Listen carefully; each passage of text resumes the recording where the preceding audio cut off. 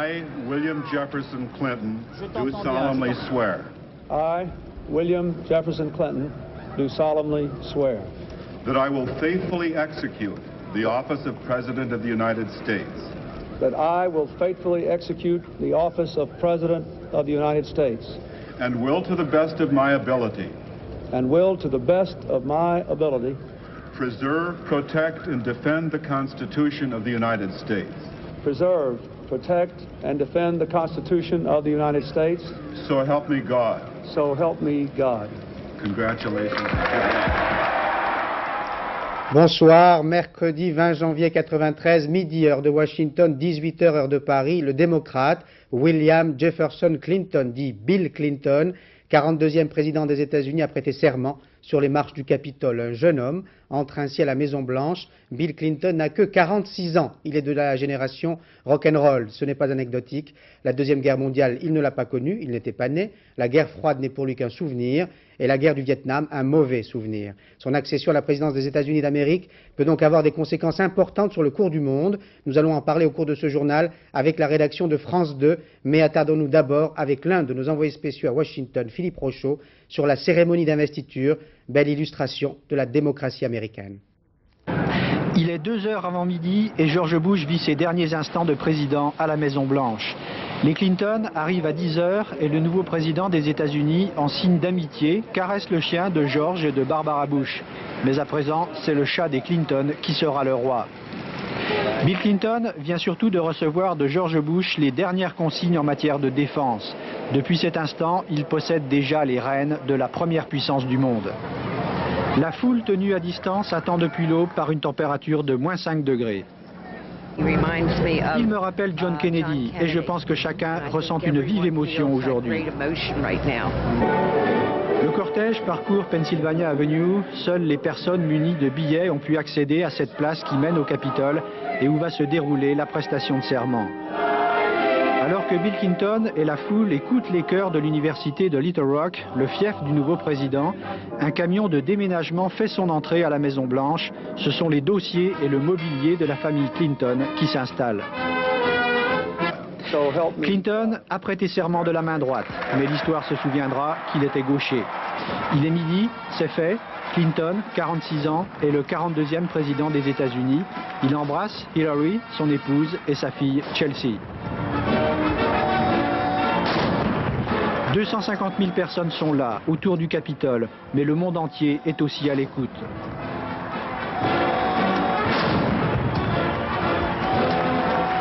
Dans son discours, Clinton a tenu d'abord à saluer George Bush, son prédécesseur. My predecessor, President Bush, for his half-century of service to America.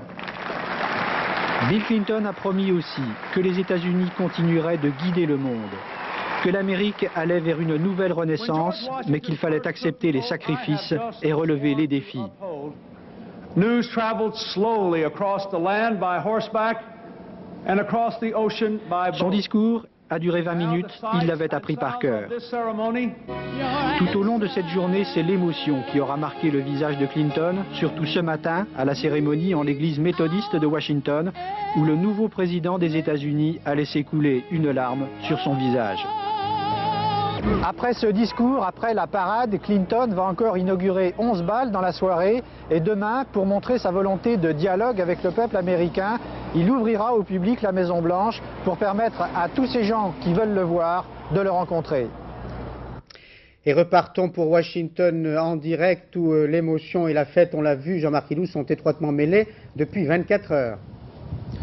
Absolument. Pour l'instant, on attend que Bill Clinton, qui est toujours un petit peu en retard, c'est l'un de ses petits défauts, sorte du Capitole, d'où il vient de déjeuner avec le Congrès américain, c'est-à-dire avec la première superpuissance avec laquelle lui, président des États-Unis, devra tous les jours composer.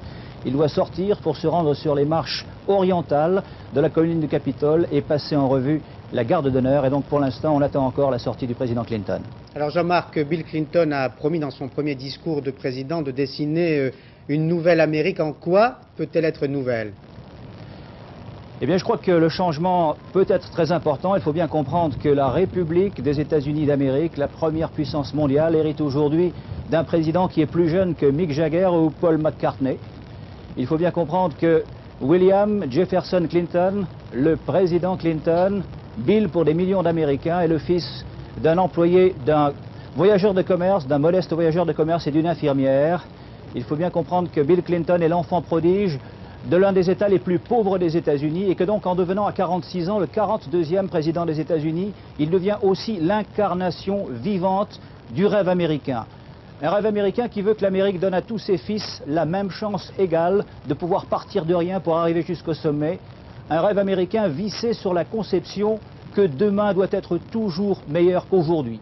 Alors, redoutable tâche donc pour Bill Clinton, héros des classes moyennes, que de rendre à une Amérique angoissée par les incertitudes de son avenir économique, de lui rendre la foi en elle-même, de lui rendre la foi dans la pérennité du rêve américain, ce que Clinton appelle du renouveau américain. Et une Amérique qui d'ailleurs actuellement, selon les sondages, se reprend à rêver.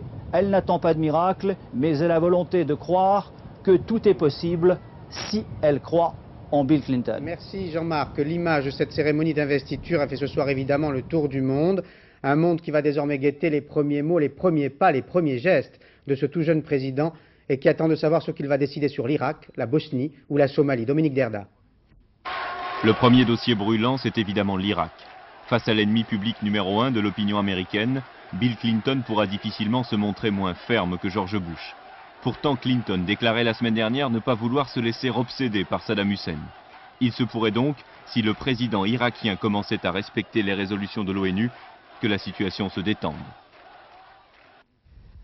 Second dossier, la Somalie, où les États-Unis ne souhaitent pas s'attarder, même si le pays est bien loin d'être pacifié.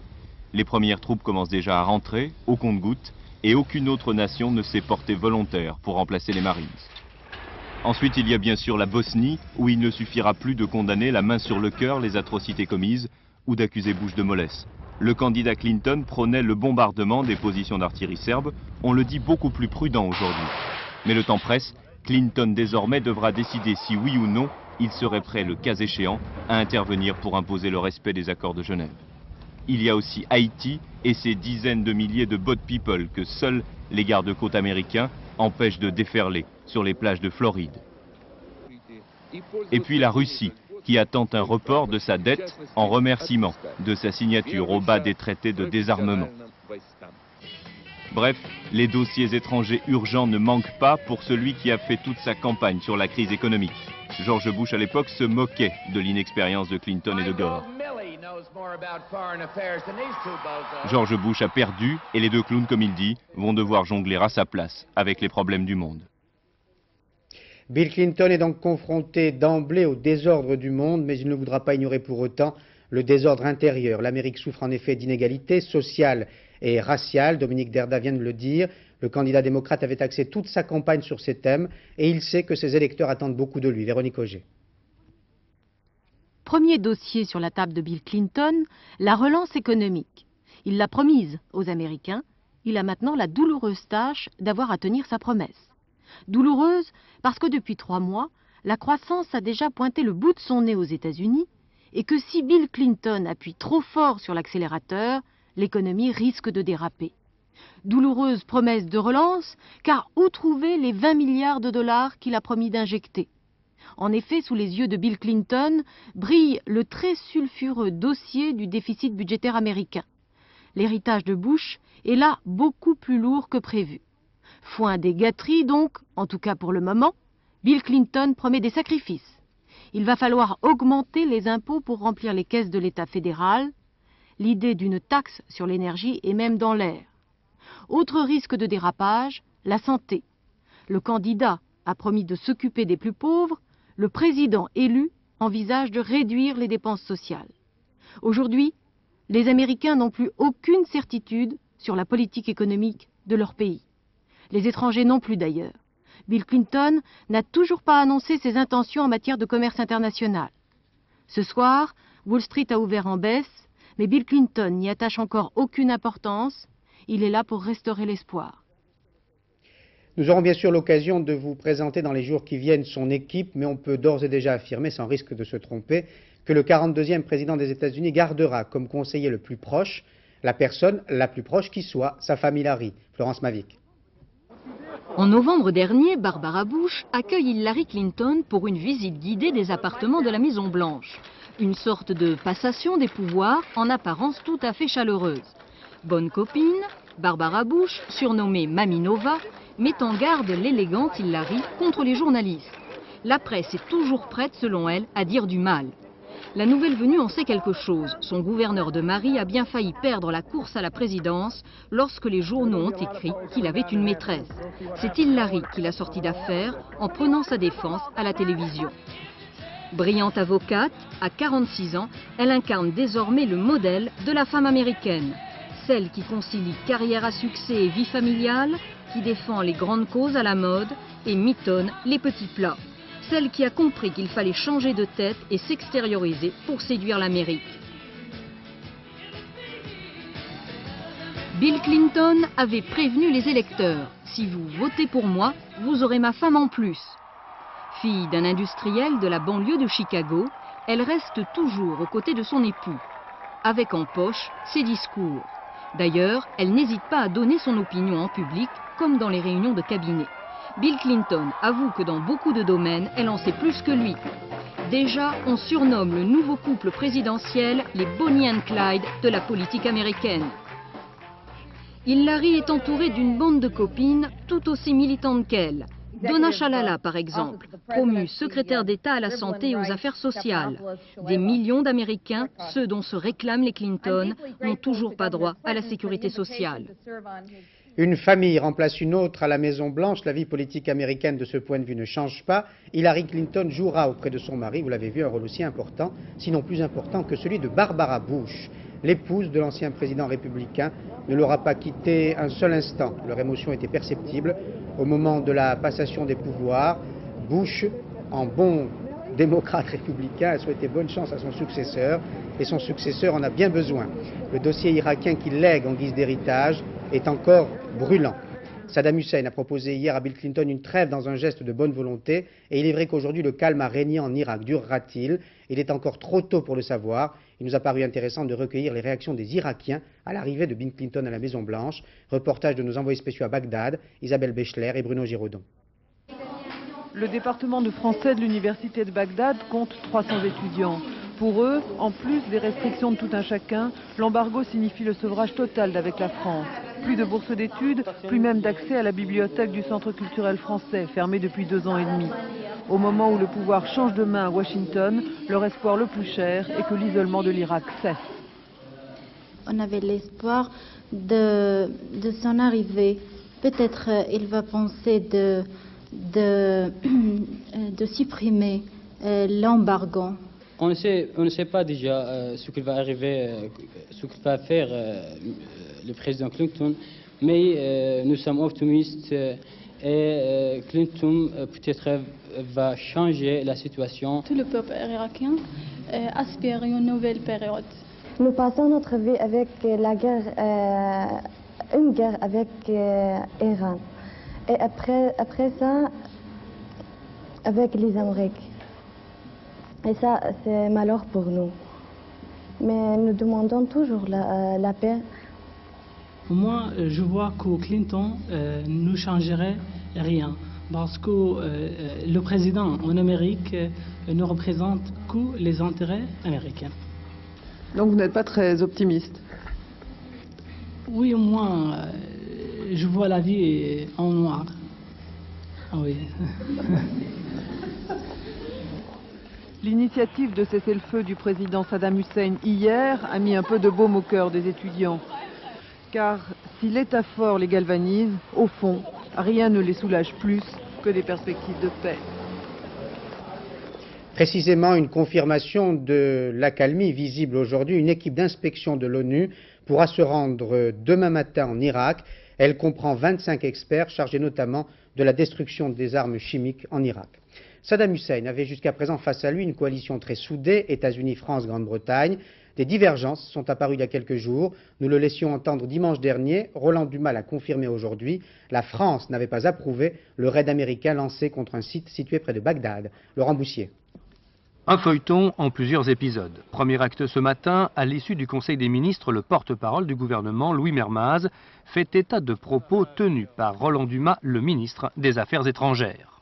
Il a donné les raisons de la non-participation de la France à l'action menée contre la banlieue de Bagdad, estimant qu'il y avait là dépassement de la résolution du Conseil de sécurité. Dépassement de la résolution du Conseil de sécurité, des mots qui pourraient lézarder le front commun des Alliés face à l'Irak, des mots forts qui trouvent cet après-midi un écho favorable du côté de l'opposition. Il a dit que les 2 premières actions américaines, la France était pour, que pour la 3e, il considérait qu'elle n'était pas dans le cadre des Nations Unies. Est-ce que c'est votre avis aussi? Oui, moi j'ai d'ailleurs le même sentiment. Deuxième acte, la réaction anglaise, elle ne s'est pas fait attendre de la bouche même du Premier ministre britannique. Je ne partage pas les craintes de la France. C'était une attaque opérée par les États-Unis plus que par les Alliés parce qu'ils avaient l'armement pour le faire. Il y a eu des discussions avec les Alliés, avec les Français notamment. Je pense que les États-Unis sont totalement couverts. Je n'ai aucune réserve à émettre. Troisième acte, Roland Dumas devant la presse. Propos en retrait par rapport à ses premières déclarations. Disons propos plus diplomatiques. Ce que vous avez dit au Conseil des ministres, c'est que les États-Unis ont en quelque sorte outrepassé le mandat qui leur avait été accordé en faisant ce raid. J'ai donné les raisons qui ont déterminé le choix de la France en application de cette non-participation. Ce soir, Roland Dumas dîne à Londres avec son homologue britannique. Ils auront certainement l'occasion de discuter une fois encore des différentes interprétations des résolutions de l'ONU.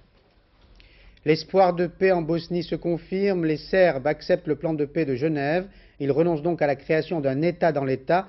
Mais les événements qui se sont produits jusqu'à présent incitent tout de même à la prudence. Reportage de nos envoyés spéciaux Stéphane Magnier et Jean-Jacques Le Garec.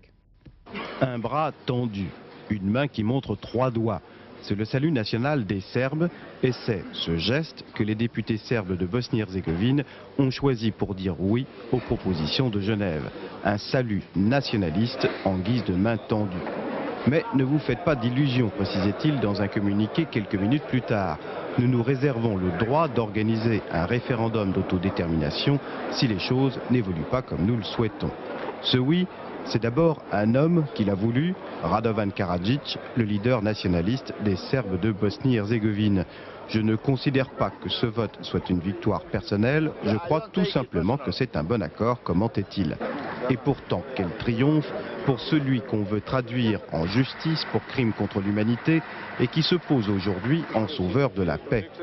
Pendant 2 jours, les Serbes de Bosnie-Herzégovine ont joué les grands démocrates, étalé leurs états d'âme et expliqué qu'ils sont eux aussi des victimes à une presse du monde entier suspendue à leurs lèvres. On en oubliait presque qu'à la même heure, à 20 km de là, les bombes tombaient toujours sur Sarajevo. Ce oui est loin de mettre fin à la guerre. Il va falloir encore discuter de beaucoup de choses, ne serait-ce que des frontières internes de cette Bosnie-Herzégovine. Ce sera l'un des principaux thèmes des conversations de Genève qui vont reprendre d'ici quelques jours. En fait, les Serbes aujourd'hui ont surtout gagné du temps.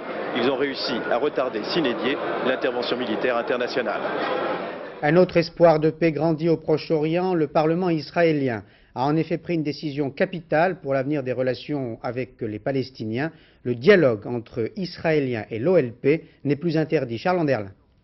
Le plus satisfait aujourd'hui, c'est peut-être Ebi Nathan, le pacifiste israélien.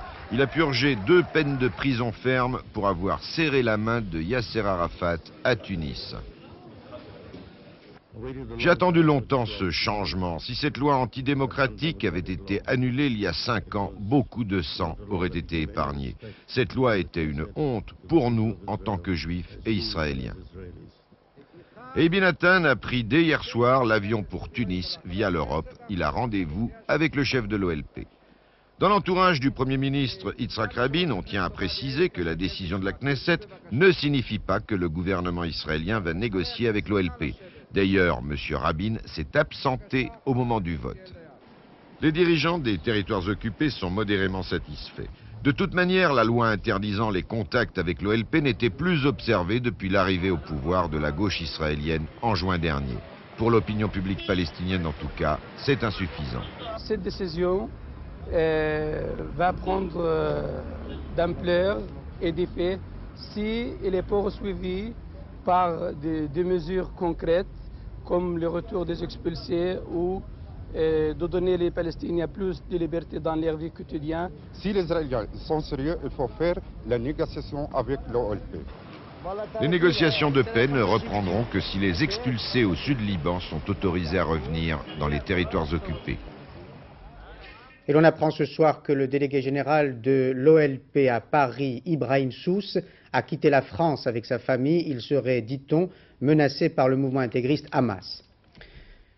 En France, la campagne des législatives ne se limitera pas à des duels droite-gauche. Il y aura aussi des combats fratricides et spectaculaires comme à Lyon. Alain Mérieux, le nouveau président de la Fédération RPR du Rhône et PDG de l'Institut du même nom, a décidé de défier le député-maire de la ville, Michel Noir, dans sa circonscription. Reportage de Véronique Saint-Olive et Marcel Martin. Lyon n'aime les guerriers que lorsqu'ils sont coulés dans le bronze. Lyon, la pudique, la réservée, déteste être en ligne de mire. Alors aujourd'hui, Lyon est servi. Déjà secouée par l'affaire Botton, elle assiste depuis ce matin à l'engagement d'un duel de grande envergure.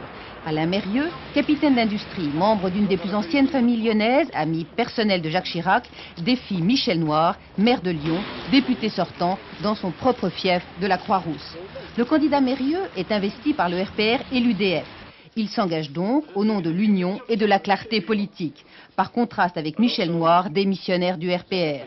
Une campagne difficile où chacun s'attend au pire. Ne comptez pas sur moi pour transformer cette élection en combat de chef ou en combat de gladiateur. Et pourtant, le RPR et l'UDF vont jusqu'au bout. Ils lancent dans la circonscription voisine André Soulier contre Jean-Michel Dubernard, ex-RPR, député sortant, ami de Michel Noir. Un peu sonné par cette attaque frontale, Michel Noir réagit tout de suite. Il revendique d'abord sa loyauté à l'égard de l'opposition pour se déclarer ensuite victime d'un Jacques Chirac qui accumulerait les complots destinés à neutraliser un rival potentiel au présidentiel. C'est pour ça d'ailleurs que je lui en veux un petit peu d'ailleurs à Chirac.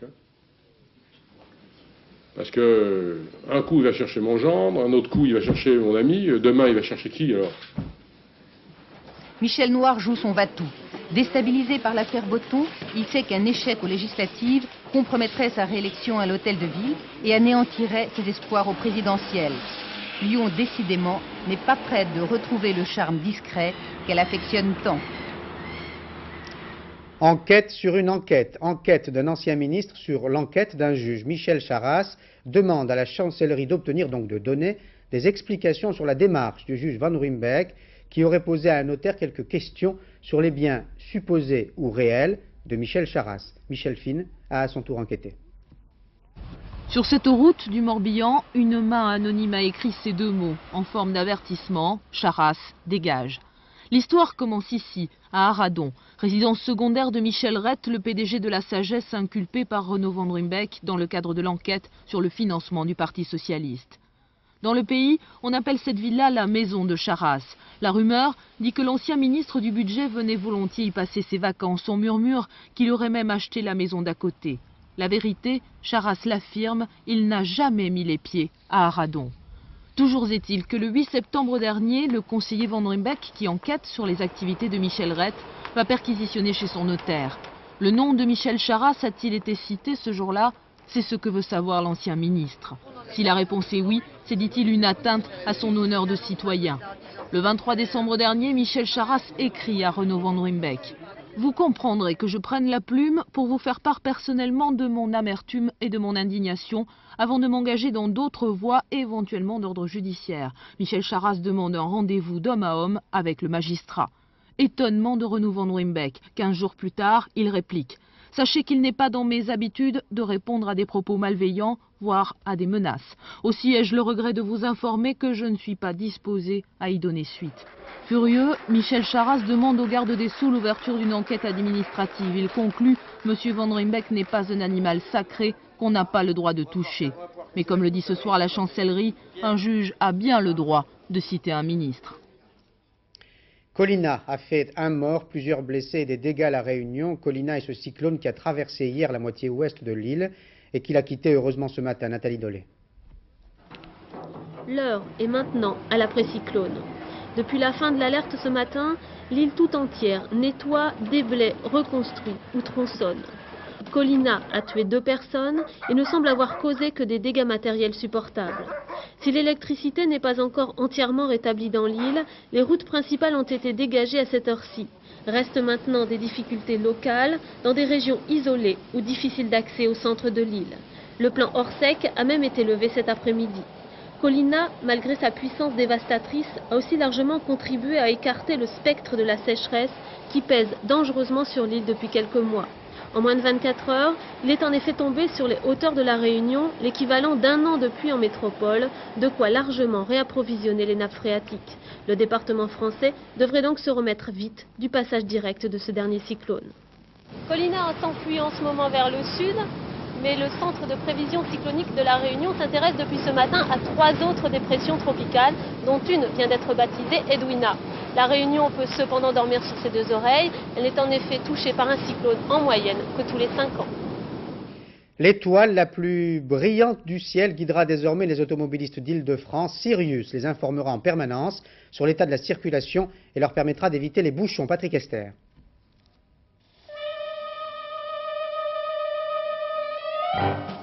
Leur mission, installer subrepticement en pleine nuit des boucles de détection électromagnétique sous le bitume de nos autoroutes. Au petit jour, ni vu ni connu, les voitures roulent dessus sans soupçonner que leur passage va être immédiatement dénoncé à Sirius.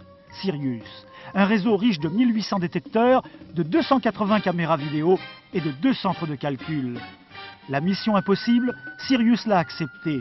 Combattre les infâmes bouchons et embouteillages qui ravagent les emplois du temps des automobilistes et contribuent à la pollution de l'air.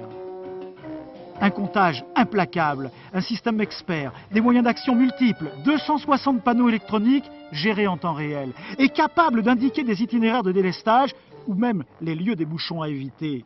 Pire, Sirius n'hésite pas à collaborer avec le PC qui gère le boulevard périphérique de la capitale. Sans parler de l'arme absolue, le droit de déclencher les feux rouges sur les bretelles d'accès aux autoroutes pour éviter la saturation. Sirius. 6000 km de câbles en fibre optique, un demi-million d'informations traitées chaque seconde.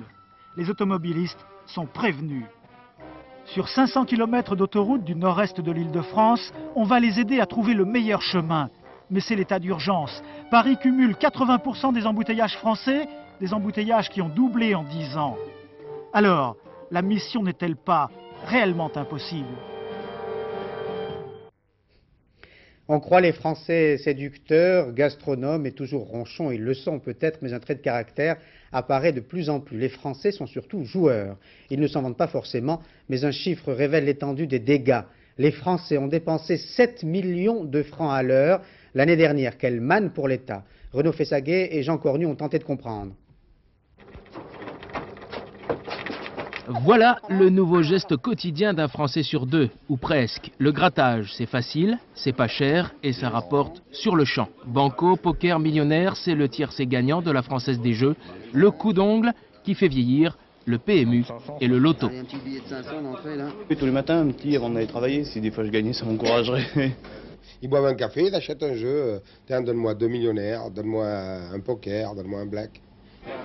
2 millionnaires, plus un poker, plus le PMU, les casinos et le loto. Les jeux coûtent cher aux Français. 67 milliards l'an dernier, 7 millions toutes les heures.